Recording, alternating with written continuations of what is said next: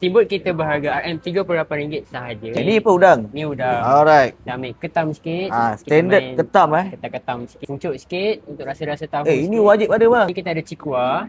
Sotong-sotong sikit. Oh, Okay, dalam ada cheese. Yes. Okey, cantik. Ketam. Oh, ketam Grill dan seafood. Betul. Okay, sekarang kita ada Cajun lamb.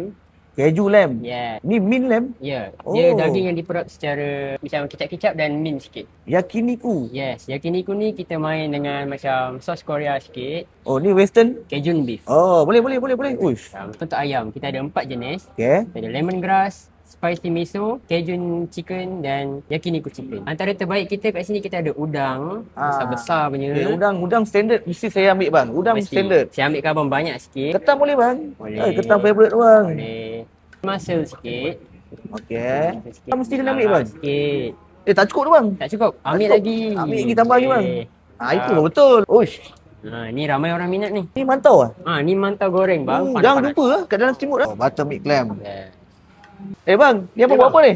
Kita buat aglio olio live punya kat sini. Oh. Kat sini masak kita live pun boleh kat sini kita ada aglio olio. Okay. Kita ada beef quesadilla. Dah siap aglio olio abang. Oh, macam ni rupanya. Kita punya mushroom soup panas-panas dengan garlic bread.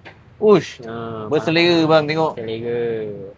Kat sini kita ada nasi goreng. Nasi goreng boleh bang, nasi goreng bang. Setiap minggu kita ada nasi goreng, mihun goreng. Kadang-kadang mihun goreng, fries, ada nugget, hotdog Nugget hotdog. Okey bang. Ni. Ui, Terima kasih. kenyang ni. Dengan baby pak coy. Okey boleh bang. Ambil sikit bang. Shiitake mushroom. Jarang Boleh, bang? jumpa. Boleh. Kat sini kita jumpa. Brokoli tu standard abang Standard bang. Tapi memang orang kata ramai yang suka. Betul. Maggi, Yimi, kita ada spinach noodle, kita ada spicy noodle, bihun dan juga bihun kering. Macam-macam ada bang, Macam-macam pilih je. ada. Rojak pun ada Barang rare ni bang. Barang rare. Mai suka ni. Okey. Ni kalau habis pun top up pergi lah. Habis top up. Kuah ni akan bertukar juga. Bertukar juga. Semua kita akan tukar setiap minggu. Bang, ajar saya buat sos sukia bang. Okey, ambil sos bijan sikit. Okey, sos bijan lagi, Dua bang. sudu. Kita ambil chili oil 1 sudu. Okey, 1 sudu. Daun bawang. Korea sikit pedas. Oh, Korea. Sukia, Gaul bang. sikit, sos sukia. Ya, kita ada aiskrim juga. Oh, aiskrim. Kadang-kadang vanila, kadang-kadang strawberry. Kita ada dessert station, kita Okay. ada kek coklat dan pelbagai jenis kek potong. ABC bang. Oh, ABC pun ada Yes. Oh. Kita tahu. Air balang, kita Air ada balang. dua air sirap lychee, Okay. kita ada air jagung. Kat sini kita ada sediakan air suam. Air panas pun ada. Air panas pun ada, kita ada kopi O dan teh tarik. 3 jenis kuah, kita ada sup ayam, kita ada original tom yum, kita ada creamy tom yum.